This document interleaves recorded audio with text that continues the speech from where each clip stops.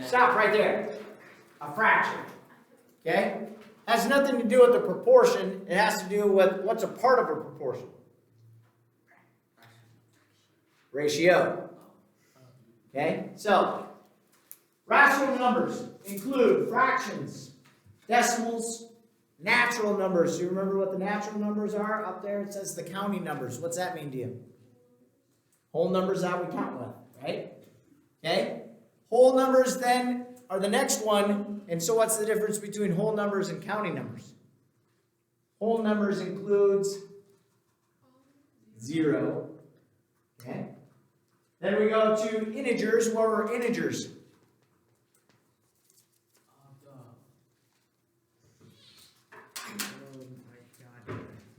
Integers are whole numbers and their negatives.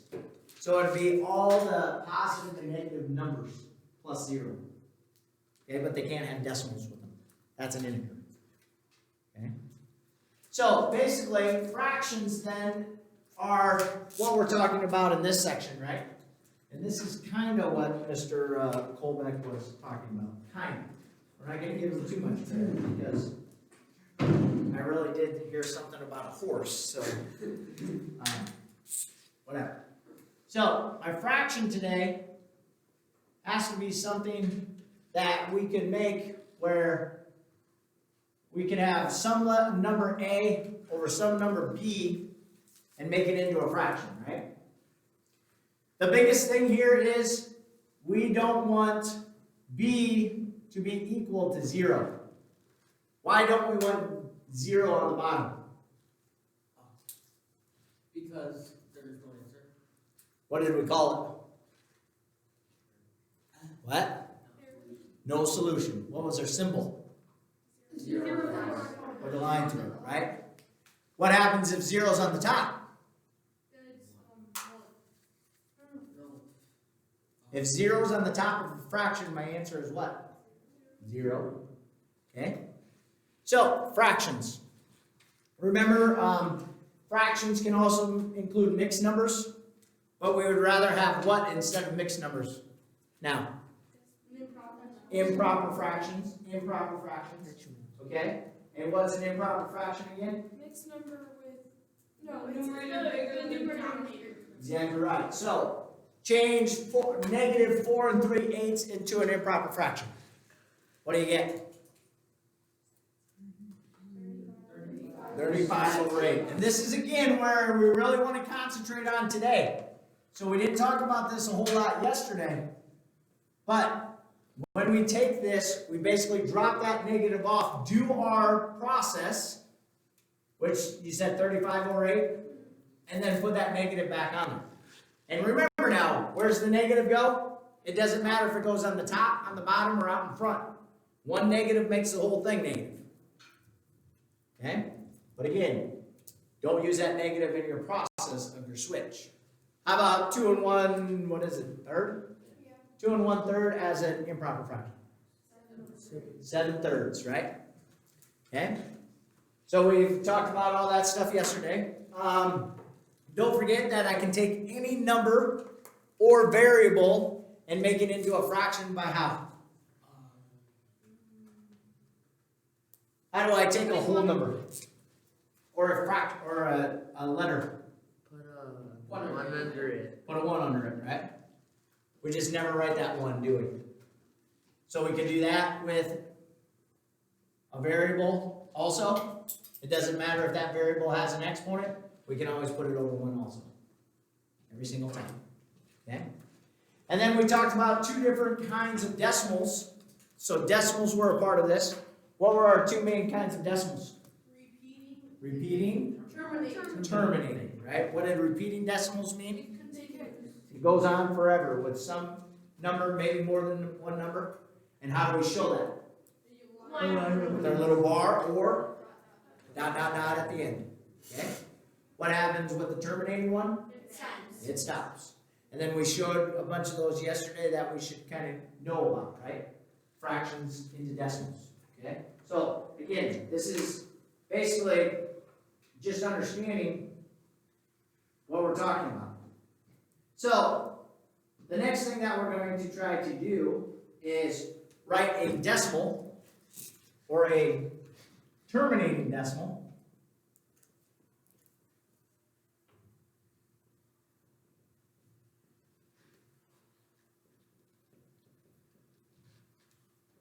as a fraction. So the most important part of this is understanding our place values, right? So again, if I start writing it like this, and I'm just going to use zeros so we can talk about them. What is this first spot again? Tenths.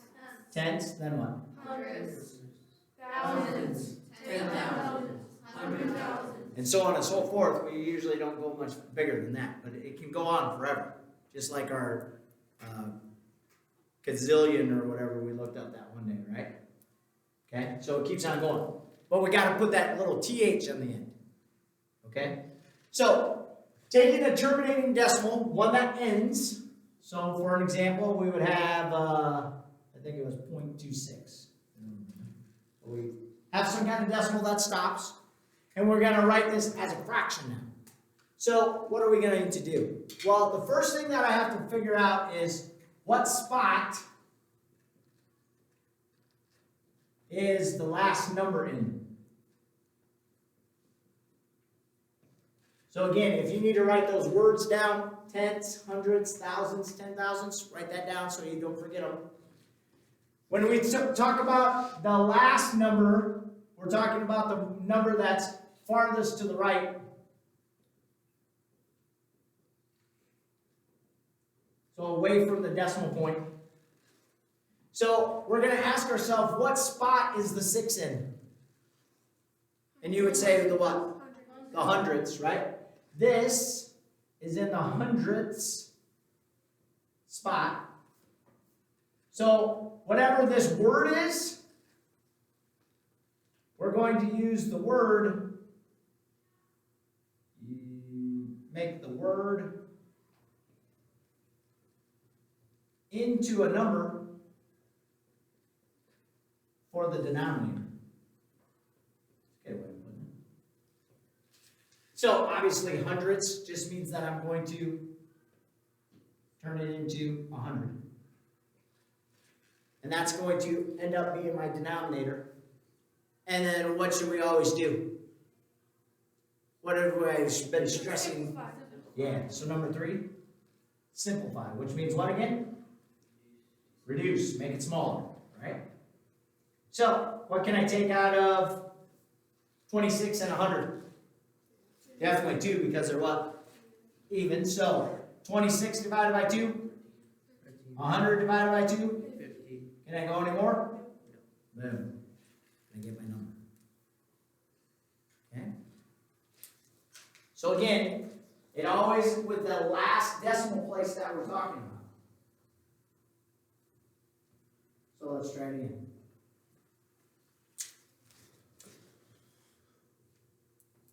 Point 0.8 is in what spot? Tenths. The tenths, right? So we're going to write it as 8 over, 10. and we reduce to 4/5. easy enough, right? Piece of cake. Okay? So, what happens if there's a whole number with it? Nothing really, okay? So the first thing that I have to figure out again is, what am I going to use as my denominator? Thousands, right? Tens, hundreds, thousands. So basically then I'm going to take away the decimal place, and I'm going to put my thousands on the bottom. Reduce, go.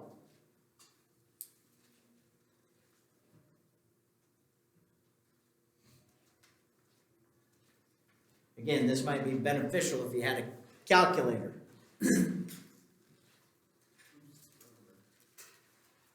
Otherwise, you might have to use your melon.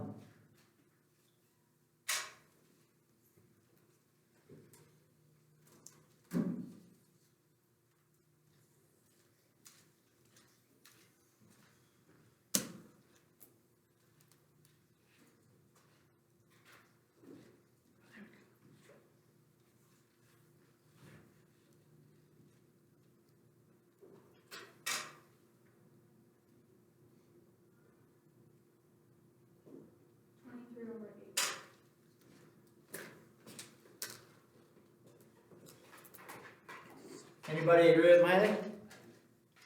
You do? What'd you get? Almost done. So, keep going if you haven't finished. Miley, what was the number you divided both the top and the bottom by? Originally. 5. You did 5. Yeah. Okay. Anybody do a different number? So if I look at this right here, I'm always thinking about quarters. 25. So I have to use 25. But 5 works. I just have to do it more times, right? Okay. Everybody gets it 23 over 8? Anybody not? Anybody need some help with this?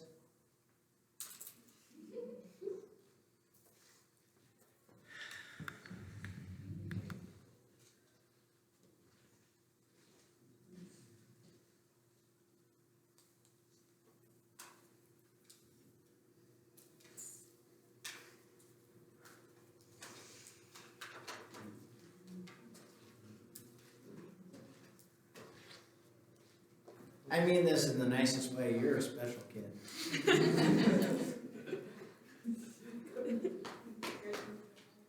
Did you get it now? Anybody else struggling with this?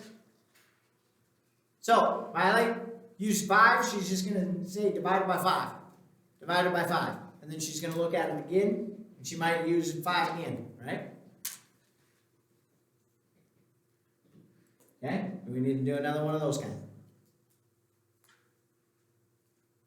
Okay with that? You want to do another one? Could Yes, sir. you make that all the way down? Like make it to an improper fraction? This is an improper fraction. No, like with the 2 in front. Mixed number. Mixed numbers. No, I don't. No, don't change it to mixed numbers. We'd rather deal with these than mixed numbers. Okay, leave them as improper fractions. So then that's your answer. This is my answer right here. This is my answer because we always want it to be simplified. Okay, everybody good? All right. So now we're going to try to do the same thing, but we're going to take a repeating decimal and change it into a fraction.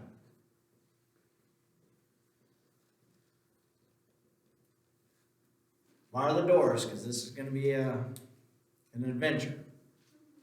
Because this is a little complicated at the beginning. Anybody have any idea, or have you guys done this part before? Okay, so we're going to, let's take 0.8 and put a little line on the top of it. So this is a repeating decimal, everybody agree? And what does that really mean? It just keeps going on. Yeah, so essentially, I could write this as something like that, right? Everybody agree with that? So I'm going to take, and I'm going to rewrite my repeating decimal showing a few of the spots, okay? Usually, they just show 3 of them, all right? So, number 1, write out your repeating decimal.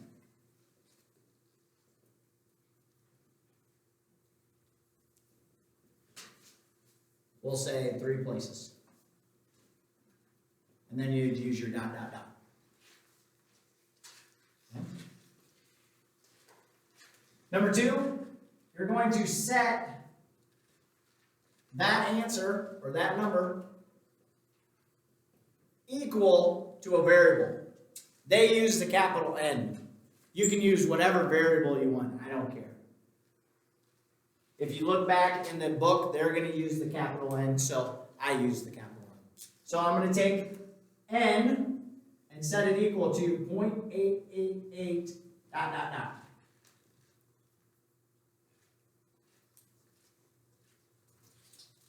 From there now, you want to go back and you want to figure out how many numbers were repeated in the original question. So come back and look at the original problem, or the part that had the little bar over top of it. Okay, so how many numbers are being repeated? Really just one, right? If it was like 0.46 where the line was over 4.6, then we would have two numbers. Okay, so whatever spot that number is in, or however many that you figured out, you're going to kind of ask yourself again, what spot would that one number be in? And we would say what? The 10th spot, right? Because one number is always going to be in the 10th. So what's going to happen here then is we're going to figure out how many, and we're going to make that a number again. Bless you. In our case, we would say 10.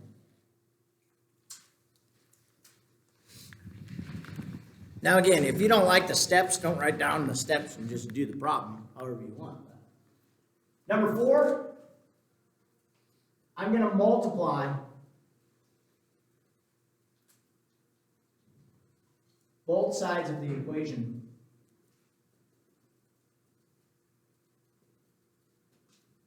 by that number. So I'm coming back here to my problem that I had, and I'm going to multiply both sides by 10. So if I take 10 times n, I get 10n. If I take this over here times 10, so basically this is what I did. I multiplied both sides by 10. If I take 10 by this point, 8, what would I get? 8.88. So I'd get 10n is equal to 8.888, ... So it's just moving the decimal one place, basically, right? Now, if it's in the 100th spot, then I would move it 2 places, and so on and so forth. That makes sense? Okay? Step number 5, I'm going to subtract n from both sides.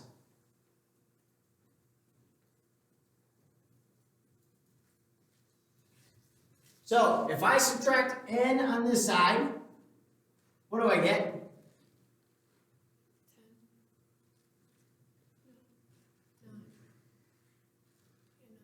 9 what? I get 9n. If I subtract n on this side, now remember, what's n? 1n. What's n? N was 0.88888, repeating, right? So if I subtract 0.8888888, ... what's left over? 8.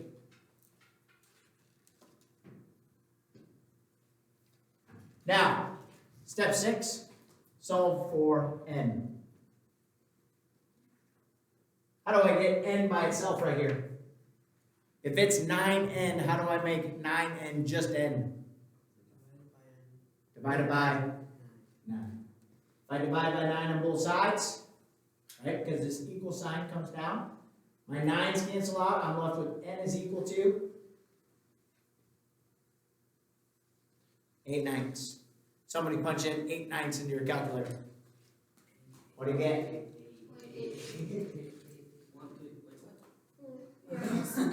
Oh, wait, I messed up.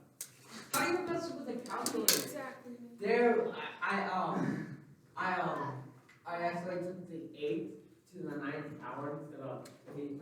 Hey, we did that in math, remember? 8 to the 9th power. You couldn't get that one right either. All right, so let's try another one. I know this is kind of a confusing process, but it works. So again, I know, here comes Knipe's way of doing things, okay? But go through the steps and go step by step, and it will work. My calculator, whenever I put in 8 divided by 9, it comes up with 8, and then 9 at the end. Yeah. That's what we said. It's like, Oh, yeah. So basically, it's just saying that this is probably a repeating decimal, and so then it just rounds that one up, okay? Because they ran out of space. So, let's do this, or let's try this with 0.39 with both things repeated. So we're going to do this process right over here, with this number right here. Okay? So, 0.393939, repeating, right?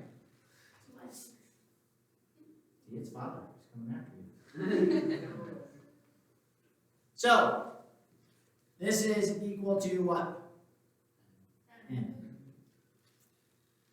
Now, how many spots was my original problem in? 2, so that's the 100th spot. So I'm going to multiply both sides by 100. So, another way of showing this is putting giant brackets or parentheses and saying that I'm going to multiply that whole thing by 100. So I'm basically distributing 100 through that problem. So I get 100n is equal to what over here? 39. 0.393939, blah, blah, blah. Now what are we going to do? Figure out how many. Already did that one, right? Multiply both sides. We did that. Subtract n from both sides. So what is n? N is either n or 0.393939. Right? 1n. You're right. So what's 100n minus 1n? 99n equals, what do I get on the right hand side? Just 39, right? My decimals cancel each other out. Now how do I solve for n? Divide by what? 99 on both sides. My 99s cancel out, n is equal to. Now, here's the question. Can I reduce 39 and 99 by some number? Yeah. What? 3. 3 for sure, right? How many times does 3 go into 39? 13. How many times does 3 go into 99? 33. 33. So now ask yourself again, can I take something out of 13 and 33? No. So this should be my answer. Somebody with the calculator, punch it in. Is 13 divided by 33.39 repeating? Yes. So it works, right? Yep.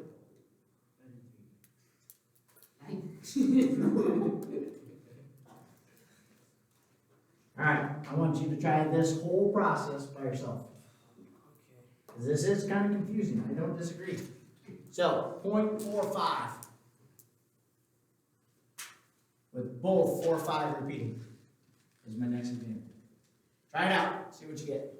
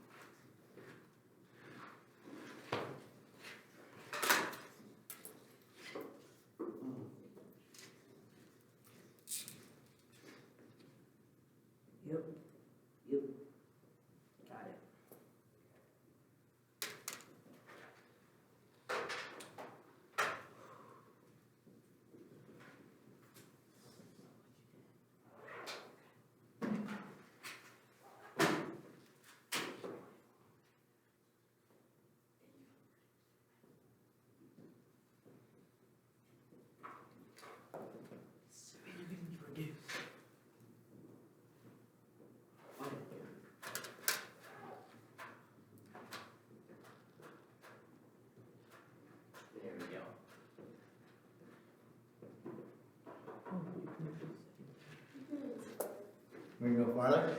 Yeah. Yeah. Another 3? I just reduced most of my time. First time? Sure. Did it work?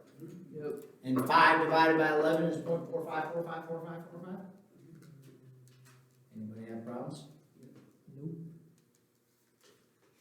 Positive. The last thing that they're going to ask you to do then is to classify rational numbers. Okay? My rationals are going to basically be everything. The other option is irrational numbers. What does it mean if I have an irrational number?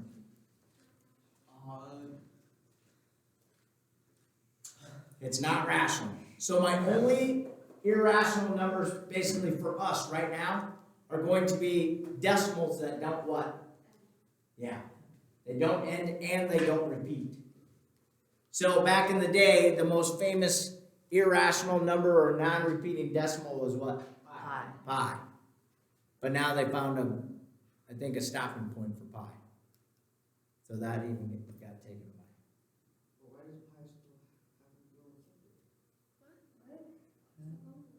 Why does pi still Why does pi still have what? It still makes it error, even though they found it itself. So why? Anteater? Makes it error. What error? Like it says error because there's no answers on the calculator. No, it It doesn't. doesn't really do. I don't think so. So, here we go. Remember, group numbers by category. So, this includes all the things that we've talked about before. Natural, whole, integers, rational, and irrational. Every single number is going to be rational or irrational. And then you got to break it down still further. So, -5. What would we call it? Well, it's definitely rational. Then what? Is it a whole number? Can I count, and do I normally count to -5? No. So what's -5? Just a what? Integer. An integer. Okay? How about 6.05? Is it a whole number? Okay, so is it a counting number? Is it an integer? No. So the only thing we can say for this one is what? It's rational because what kind of decimal is it? A terminating. Okay? 1 2/5. So, can I make that into a fraction? Yes. Well, it is, but can I make it into an improper? Yeah, what's my improper fraction? 7/5. Okay? What is 2/5 as a decimal? 0.4. So, is 1.4 stopping or terminating? Yes, so what kind of number is it again? Rational. Next one below it. 0.825, 795, 8632, ... Irrational finally, because it's supposedly never going to stop and it doesn't repeat. How about 4? Natural, whole, integer, rational. So you have to make sure that you say everything that it possibly could be. So like that one would have 4 answers. Okay? The ones that are confusing are the negatives. They're not counting numbers, right? Because we never count negative. I mean, we probably can, but we usually don't. Those are just rational numbers. Or no, sorry, and an integer. Because it's still an integer. Okay? And integers have to be whole numbers. They can't have decimals or fractions with them. Negatives. Okay? Make sense? Alright. Let's have it for the weekend. You get this. Yep. Figure that was with your calculator.